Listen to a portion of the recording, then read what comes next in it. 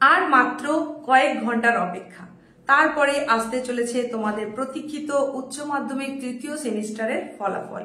মাত্র ৩৯ দিনের মাথায় একেবারে রেকর্ড করা বলতে পারা যায় যে এই এত অল্প সময়ের মধ্যে প্রথম রেজাল্ট বা ফলাফল আসতে চলেছে। তোমরা যারা উচ্চ মাধ্যমিক থার্ড সেমিস্টার কমপ্লিট করে ফেলেছো, তোমাদের পরীক্ষার ফলাফল কোন সময়ে আসতে চলেছে এবং তোমরা কখন কিভাবে জানতে পারবে সে সম্পর্কে এর আগেই বেশ কয়েকটা ভিডিওর মাধ্যমে কিন্তু আমি তোমাদের জানিয়ে দিয়েছি। এখন এই যে তোমরা অধীর আগ্রহে অপেক্ষা করছো, সেই অপেক্ষারত অবস্থায় কয়েকটা কথা তোমাদের কিন্তু মাথায় রাখা ভীষণ জরুরি। সেই কথাগুলোই ছোট্টই উপস্থাপনার মধ্যে দিয়ে তোমাদের জানানোর জন্য চলে এসেছি আমি, তোমাদেরই এসপি ম্যাম। চ্যানেলে প্রত্যেককে স্বাগত জানিয়ে ছোট্ট উপস্থাপনাটা তোমাদের কাছে যেটা বলার জন্য চলে এসেছি সেটা শুরু করছি। তোমরা যারা পরীক্ষা দিয়েছিলে তাদের সংখ্যাটা নেহাত কিছু কম নয়। ৬,৬০,৪৪৩ জন পরীক্ষার্থী এই বছর উচ্চ মাধ্যমিকের তৃতীয় সেমিস্টারে পরীক্ষা দিয়েছিলেন। প্রথমবার সেমিস্টার পদ্ধতিতে যে পরীক্ষাটা হলো সেই পরীক্ষা হচ্ছে একটা পার্ট, উচ্চ মাধ্যমিকের একটা পার্ট। তাহলে আরো একটা পার্ট যেটা কিনা ফোর্থ সেমিস্টার, যেটা সংগঠিত হবে কোন সময় তোমরা সেটাও জেনে গেছো, ফেব্রুয়ারিতে, 12ই ফেব্রুয়ারিতে, 2026-এর 12ই ফেব্রুয়ারি থেকে। তাহলে এই যে পার্টের রেজাল্ট তোমার বেরোতে চলেছে সেটা আর ফোর্থ সেমিস্টারে যে পরীক্ষাটা হবে তার রেজাল্ট মিলিয়েই কিন্তু তোমাদের উচ্চ মাধ্যমিকের ফলাফল হবে, মানে চূড়ান্ত ফল হবে। তো এই যে প্রথম যে পার্টের রেজাল্ট তোমরা এখন জানতে চলেছো, সেই রেজাল্টের নিয়ে তোমাদের মধ্যে ভয়, ভীতি, আগ্রহ সবই রয়েছে। তোমরা যারা যারা খুব টেনশন করছো, যারা ভাবছো যে কি হবে, কিছু নম্বরের জন্য যাদের একটু চিন্তা হচ্ছে যে হয়তো বা একটা কিছু অঘটন ঘটলেও ঘটতে পারে, এই রকম ভাবনা থেকে প্রথমেই বলি দূরে থাকো।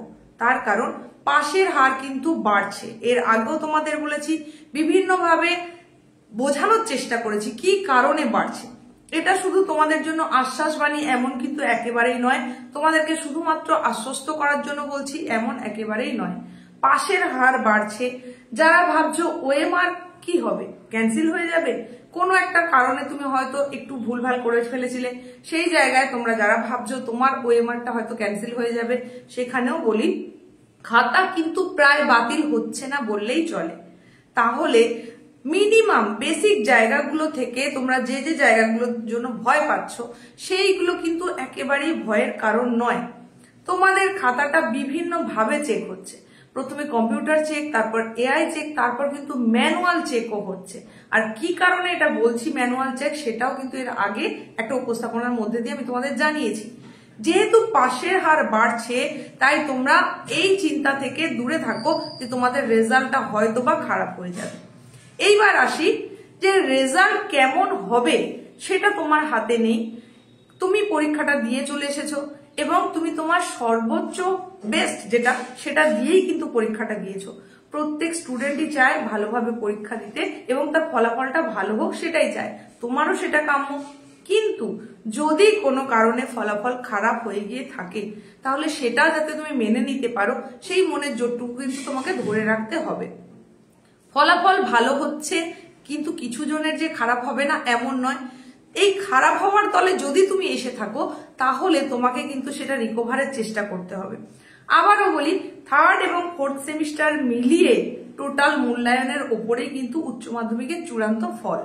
তাহলে এটা যেহেতু একটা পার্ট, এই পার্টটা যদি তোমার কোনো কারণে খারাপ হয়ে গিয়েও থাকে তাহলেও তোমাকে কিন্তু সুযোগ দেওয়া হবে, তোমার বছর নষ্ট হবে না, তোমার সাপ্লিমেন্টারি দেওয়ার সুযোগ থাকবে, তোমাকে ফোর্থ সেমিস্টারের সঙ্গেই সাপ্লিমেন্টারিটা দিতে হবে, তারপরে তোমার চূড়ান্ত ফলাফল তৈরি হবে।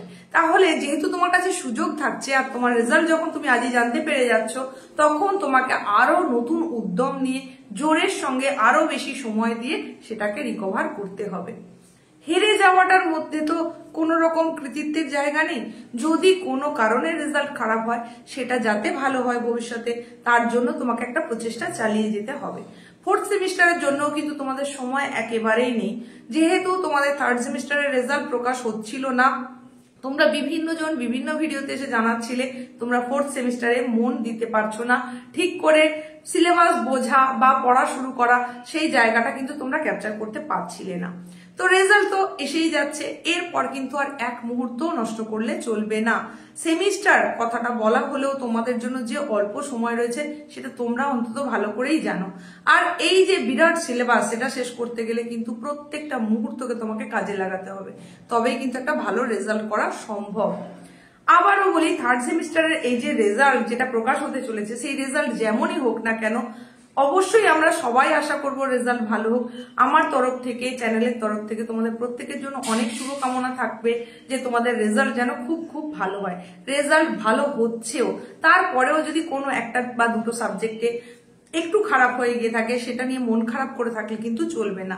সেই জায়গাটা যাতে রিকভার করা যায় সেই প্রচেষ্টা তোমাকে চালিয়ে যেতে হবে, যাতে ফোর্থ সেমিস্টারে তুমি আবার নতুন উদ্যম নিয়ে ভালো করে পড়াশোনা করে পুরোটাকে কভার করতে পারো।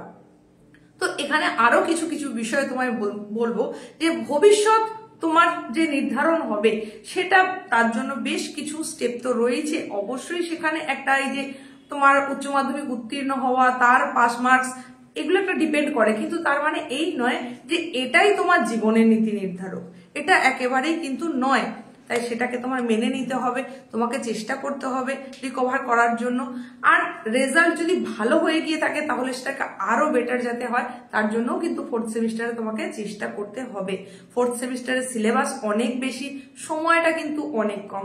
এরপরে তোমাদের বড় প্রশ্নের উত্তর করতে হবে প্রত্যেক বিষয়ের জন্য, প্রত্যেক স্ট্রিমের বিষয়ের জন্য। তো সেখানে তোমাদের লেখনী প্রায় কিন্তু চলে গেছে বললেই চলে। এতদিন তোমরা ওএমআর সেটে পরীক্ষা দেবে বলে বড় কোনো প্রশ্নের উত্তর কিন্তু তোমাকে লিখতে হয়নি।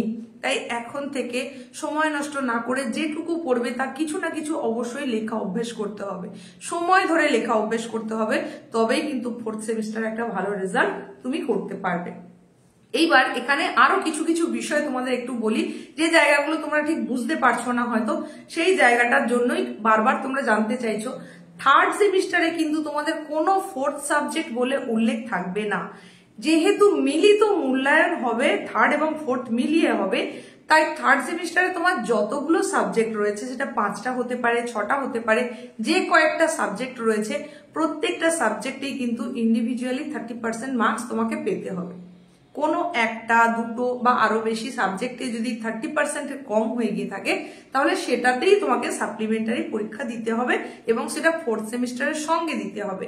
নতুন করে নতুন প্রশ্নে, নতুন ওএমআরে তোমাকে আবার পরীক্ষা দিতে হবে, তারপর সেটাকে তুমি কভার করতে পারবে। ফোর্থ সেমিস্টারে কিন্তু কোনো সাপ্লিমেন্টারি দেওয়ার সুযোগ থাকবে না। থার্ড সেমিস্টারে সেটা কভার করার সুযোগ তোমাকে দেওয়া হচ্ছে, ফোর্থ সেমিস্টারে কিন্তু সেই রকম কোনো সুযোগ থাকবে না। তাই এই কথাটা মাথায় রেখে ফোর্থ সেমের জন্য কিন্তু তোমাকে অবশ্যই এখন থেকে প্রত্যেক বিষয়ের জন্য জোর কদমে পড়াশোনা চালিয়ে যেতে হবে।